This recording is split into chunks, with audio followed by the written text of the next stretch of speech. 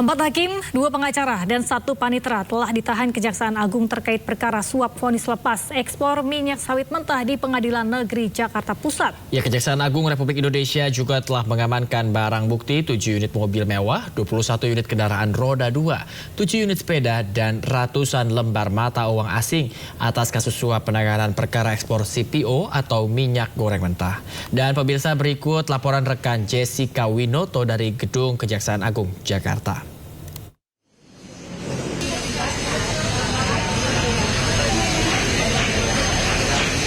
Ya baik pemirsa, Kejaksaan Agung Republik Indonesia telah menetapkan 7 orang tersangka atas perkara penanganan kasus ekspor CPO atau minyak goreng mentah.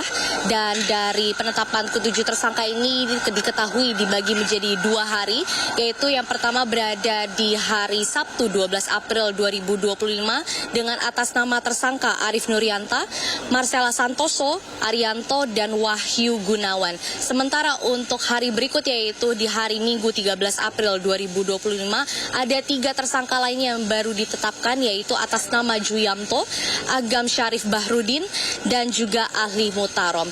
Dan dari penetapan ke-7 tersangka ini pun tim penyidik Kejaksaan Agung Republik Indonesia telah mengamankan beberapa barang bukti, antara lain pemirsa dapat lihat bahwa di depan di layar kaca Anda atau layar televisi Anda terdapat mobil mewah, yaitu mobil berwarna merah, yaitu mobil Ferrari Spider. Lalu sementara di belakangnya pun ada juga mobil Nissan GT-R dengan warna abu-abu. Tentu dari kedua mobil ini memiliki nilai atau harga yang cukup tinggi, yaitu berada di kisaran di miliaran rupiah. Sementara di belakang dari Nissan GT-R pun ada mobil Land Rover. Dan diketahui bahwa total mobil mewah yang diamankan yang diparkirkan di halaman Kejaksaan Agung Republik Indonesia ini ada 7 unit mobil mewah.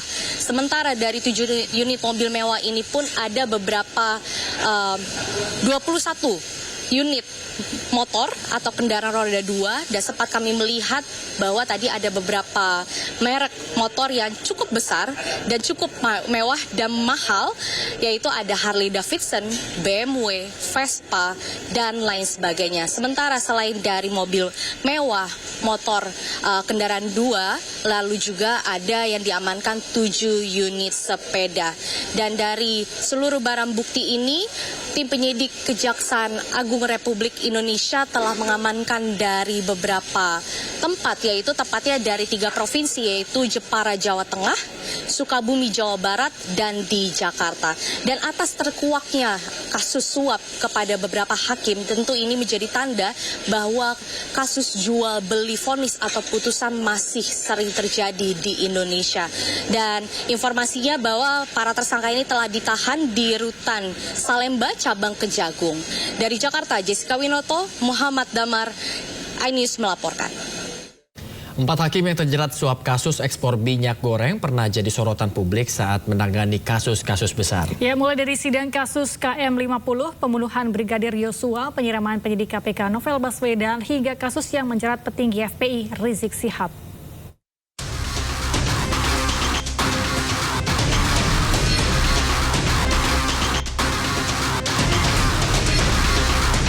Tersangka kasus suap penanganan korupsi ekspor minyak sawit mentah Muhammad Arif Nurianta yang kini menjabat sebagai Ketua Pengadilan Negeri Jakarta Selatan pernah menangani sejumlah kasus besar.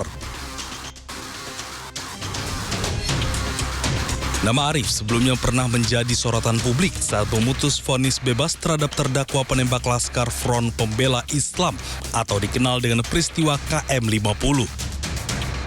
Selain itu, Arif juga pernah menjatuhkan vonis bebas terhadap selebritas Ashanti pada 2019 dalam kasus pencemaran nama baik senilai 14,3 miliar. Tersangka lainnya, Hakim Ali Muhtarom, juga jadi sorotan.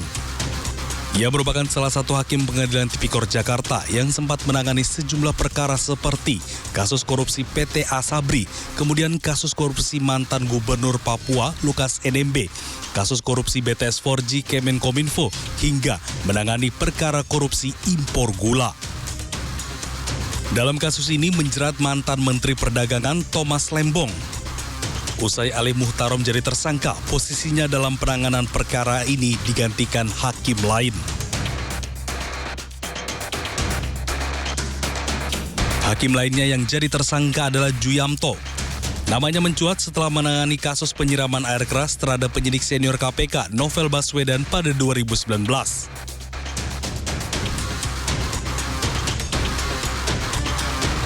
Saat itu, Juyamto memvonis 2 terdakwa penyiraman, masing-masing 2 tahun dan 1,5 tahun penjara. Selain itu, Juyamto juga pernah menangani perkara perintangan penyidikan kasus pembunuhan berencana terhadap Brigadir Yosua Huta Barat yang menjerat Verdi Sambo. Beberapa waktu lalu, Juyamto menjadi hakim tunggal dalam sidang pra-peradilan yang diajukan Sekjen PD Perjuangan Hasto Kristianto. Dalam putusannya, Juyamto menolak pra-peradilan Hasto. Adapun Hakim Agam Syarif Baharudin pernah menangani perkara kasus korporasi termasuk di sektor kelapa sawit hingga kasus yang menyeret petinggi FPI Rizik Syihab.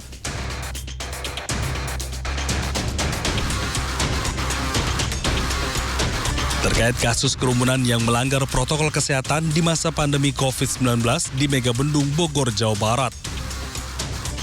Tim Liputan iNews melaporkan.